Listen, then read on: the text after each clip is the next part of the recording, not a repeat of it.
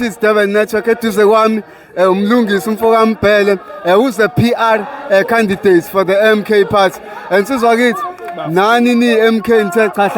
hlanganyelani nabantu kungani lo niqhubekile no supporter nomkhankaso ngibonga ithuba. I think our organization has made it clear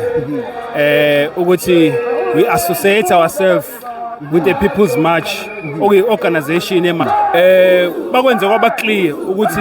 njoba kunale pressure ekhona kuhulumeni umnotho ufanele kubuyele ezandleni zabantu bama locals bama asylum seekers ama document abatholile bathole ngendlela engekho correct so kunohlelo ke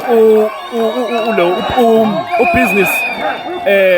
owenzile ekuthenini abantu bakithi bahlomule siyathola ukuthi umnyango wa small business enterprise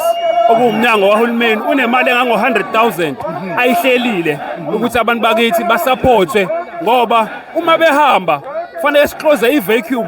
yokuthi abantu bakithi bakwazi ukungena bamonopolize badayise kulezi zitolo so kuzoba nohlelo ungekudala from 30 days now on la khona sizobiza ubusiness support somkhandlu azotrain abantu bakithi how to run ama business ama spaza shops njalo njalo bese eyabasiza ngokuthi bathola ama permits bathole ama licenses because i-permit uyithola uma usemgaqweni endaweni kamasipala i-license usungaphakathi ekhaya yilapho khona unika khona i-license so le training is all about that for umphakathi waseLamontville namaphethelo bese bayasizwa ngokumonopolize noma ukuthola noma uku-applya for le mali engango 100,000 ukuthi balekelelwe bakwazi ukuvula i-bazaar shops. Kakhulukazi mfethu sifike kanjani la sikhona ukuthi sibe nabantu bokuhamba kakhulukazi futhi abangenayo amaphepha. How do we get to this stage? I think ubudedengu bahulumeni uhulumeni osilethele phansi ngokuthi anga-intensify imithetho especially nabantu abafowethu laphana abagada kuma border gate ibona kakhulu abasenzele phansi sikule nkinga ngenxa yahulumeni ngenxa yobudindeko bakhe ngoba una wonke ama resources uhulumeni ade keep 600 million lo so long ago